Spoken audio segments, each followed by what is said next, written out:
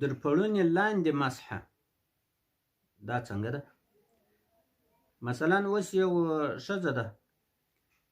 خلک انسانان دي، خلک ولاړ دي، دا د سر مسحه کوي،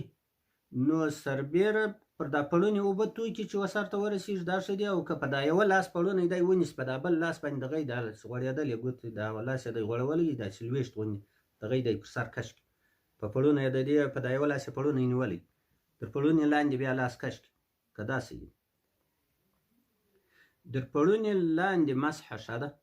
در سربیره پر پړونې باندې چې پر پړونې سربیره مسحه کوي در هغه دا لاندې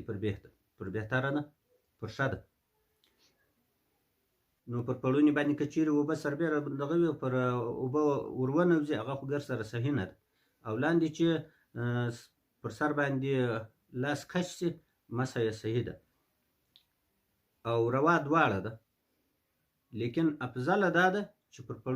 در پړونې لاس لاندې مسحه وکړي، دا افضله ده، دا بهتره ده، دا ښه ده. فتاوی قاضي خان عالمگیری کتاب الطهارت